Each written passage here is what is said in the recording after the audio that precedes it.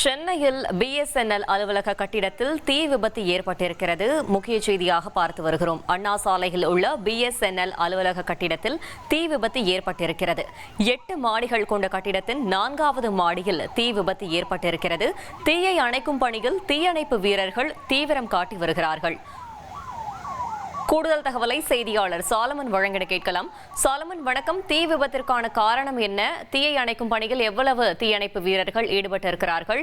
அலுவலகத்தினில் யாரேனும் சிக்கியிருக்கிறார்களா? கள தகவல்களை சொல்லுங்க. சென்னை அண்ணா சாலையில அமைந்திருக்கக்கூடிய பிஎஸ்என்எல் அலுவலகத்துல இன்று காலை 9:30 மணி அளவுல திடீரென தீ விபத்தானது நிகழ்ந்தது. குறிப்பாக 2வது மாடியில ஏற்பட்ட தீ விபத்தின் காரணமாகத்தான் 3, 4 ஆகிய கட்டிடங்கள்ல இந்த மாடியில தீ விபத்தானது ஏற்பட்டிருக்கிறது. உடனடியாக தீயணைப்பு வாகனத்திற்கு தகவல் தெரிவிக்கப்பட்ட நிலையில மொத்தம் 13 தீயணைப்பு வாகனங்கள் சம்பவ இடத்திற்கு வந்திருக்கின்றன.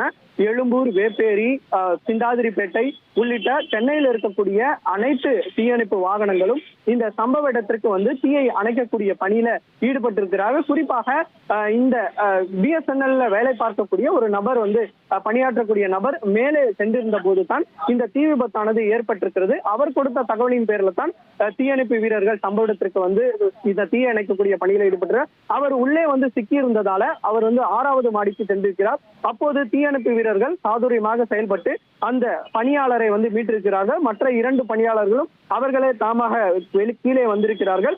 இந்த தீ விபத்தானது அதிகப்படியாக நிகழ்ந்திருக்கிறது.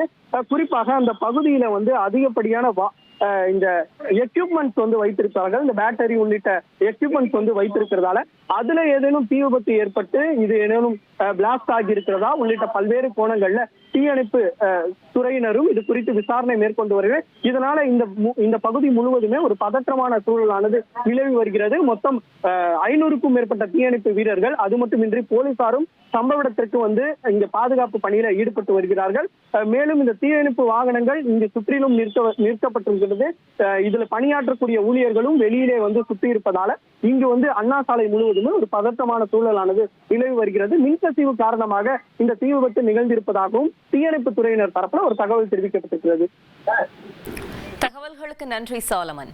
1,25,00,000 மனங்களை வென்ற தந்தி டிவி யூடியூப் சேனல். தவிர்க்க முடியாத தம்ப்நெயில்ஸ், கலக்கலான கான்டென்ட்ஸ். நீங்களும் இந்த குடும்பத்தில் இணைய இப்பவே சப்ஸ்கிரைப் பண்ணுங்க. அசுரபலம் கொண்ட எங்கள் டிஜிட்டல் கரங்களில் உங்கள் விளம்பரங்களை சேர்க்க வாட்ஸ்அப் பண்ணுங்க. 8939888378. Email advtthanditv@dttv.in.